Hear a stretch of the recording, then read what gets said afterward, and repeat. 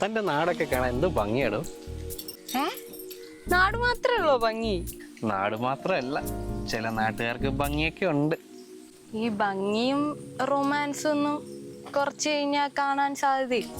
അതല്ല, ഞാൻ മുത്തച്ഛനെ പറ്റി പറഞ്ഞിട്ടില്ലേ? അച്ഛനും അമ്മയും പോയതിനു ശേഷം എന്നെ മുത്തച്ഛനെ വളർത്തിയത്. എടീ, അതൊക്കെ എനിക്കറിയാവുന്ന കാര്യല്ലേ. മുത്തച്ഛന് നിന്നെ ഇഷ്ടമായില്ലെങ്കിൽ നമുക്ക് ഈ റിലേഷൻ നിർത്തേണ്ടി വരും. എന്റെ പൊന്നെ, നീ അതൊന്നും ഓർത്ത് ടെൻഷൻ അടിക്കണ്ട. എന്നെ കണ്ട പുള്ളിക്ക് ഉറപ്പായിട്ട് ഇഷ്ടമായിരിക്കും. നീ വാ. ഒരു വസ്തു കാണാൻ പാടില്ലല്ലോ.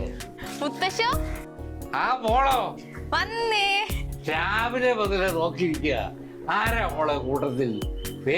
ഈ കണ്ണാടി വെച്ചിട്ട് ഒരു വസ്തു കാണാൻ വരാം. മുത്തശ്ശ ഞാൻ പറഞ്ഞിട്ടില്ലേ ജിതിൻ? മുത്തശ്ശ, ഞാനൊന്ന് കാണാൻ വന്നാ. സുഖമല്ലേ? അത്രക്ക് സുഖമൊന്നും അല്ല. എനിക്ക് നിന്നെ ശരിക്ക് കാണാനും പറ്റുന്നില്ല. എനിക്കറിയണ്ടേ എന്റെ കൊച്ചിന്റെ ചെക്കൻ എങ്ങനെ ഇരിക്കുന്നു. അതിനൊരു വഴിയുണ്ട് മുത്തശ്ശ. നമുക്കൊരു സ്ഥലം വരെ പോയാലോ? മുത്തശ്ശൻ റെഡിയാകും.